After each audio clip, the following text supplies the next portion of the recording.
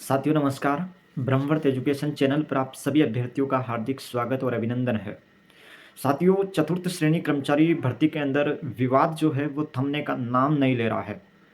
आए दिन नए नए विवाद सामने आते जा रहे हैं। जी हाँ, चतुर्थ श्रेणी कर्मचारी भर्ती के अंदर अभी जो विवाद सामने आ रहे हैं वे विवाद है पदों के वर्गीकरण को लेकर। यानी कि कर्मचारी चयन बोर्ड के द्वारा जो विज्ञापन जारी किया गया था 53,749 पदों का, इसमें जो पदों का वर्गीकरण है वो वर्गवार जो किया गया है वो उस वर्गवार वर्गीकरण में काफ़ी विसंगतियां पाई गई है। ओबीसी, एससी और एसटी के जो अभ्यर्थी है वो आरोप लगा रहे हैं कि इन कैटेगरी के अंदर पदों का वर्गीकरण सही नहीं हुआ है। यानी कि नियमों के मुताबिक इन कैटेगरी को पद अर्जित नहीं हुए हैं। वहीं दूसरी ओर एमबीसी के युवा अभ्यर्थी भी लगातार आवाज़ उठा रहे हैं और सक्षम स्तर तक अपनी लगभग जो मांग है वो पहुंचा दी है। कल ही कर्मचारी चयन बोर्ड के द्वारा जो ये विज्ञापन जारी हुआ था, इस विज्ञापन में संशोधन को लेकर एमबीसी वर्ग के जो युवा अभ्यर्थी है वे प्रशासनिक सुधार विभाग गए और वहां पर ज्ञापन दिया। और एमबीसी युवा वर्ग ने बताया, ये जानकारी मिल रही है कि एमबीसी युवा वर्ग का जो दल है उन्होंने वहां पर जानकारी दी है, यदि संबंधित विभाग के द्वारा इसमें कोई संशोधन नहीं होता है 1 जनवरी तक, तो उसके बाद हम कोर्ट का रुख कर सकते हैं। ऐसा एमबीसी वर्ग के युवा अभ्यर्थियों ने जानकारी दी है। अब दूसरी तरफ चर्चा कर लेते हैं। जो पद भर्ती को लेकर मामला चल रहा था, पहले उम्मीद लगाई जा रही थी कि प्रशासनिक सुधार विभाग जो रिक्त पदों का डाटा मांग रहा है वो शायद पद वृद्धि के संकेत हो, लेकिन अब ऐसा कुछ नजर नहीं आ रहा।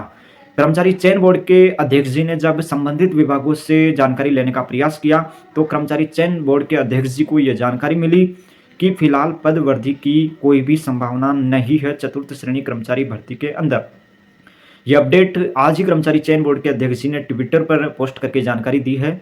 लेकिन अब युवा अभ्यर्थियों में काफ़ी असंतोष पैदा हो रखा है, काफ़ी निराशा हुई है। अभ्यर्थी लगातार मांग कर रहे थे, इंतजार में थे कि कोई खुशखबरी देंगे, लेकिन खुशखबरी नहीं, यहाँ पर निराशा मिली है। लेकिन फिर भी आपको बता दूं, कर्मचारी चयन बोर्ड कोई भी भर्ती हो तब तक उसमें पद वृद्धि की जानकारी नहीं दे सकता जब तक उस भर्ती में पदों की वृद्धि की वित्तीय स्वीकृति नहीं हो पाती।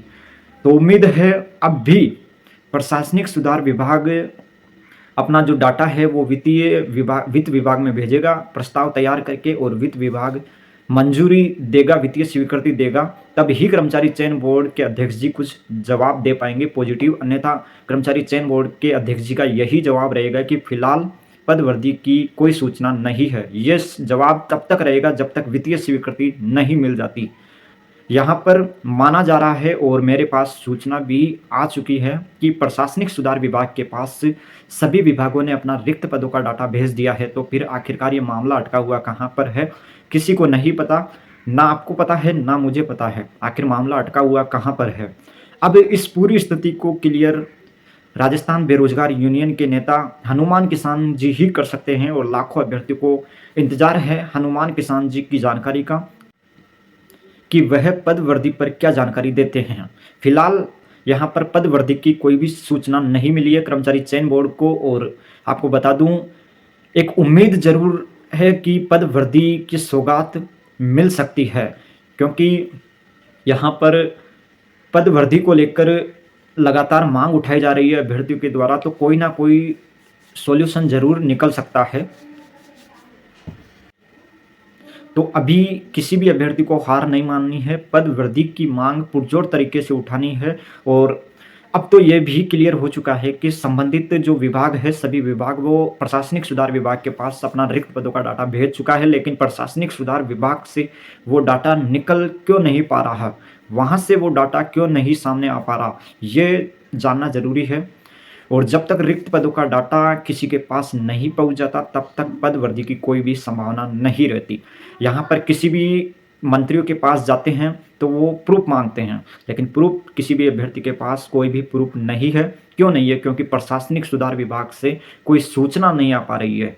यहाँ पर जैसे कोई और जानकारी मिलेगी चतुर्थ श्रेणी कर्मचारी भर्ती में पद वृद्धि से रिलेटेड या फिर कोई अन्य जानकारी से संबंधित, तो इसी चैनल पर आपको जानकारी देखने को मिलेगी।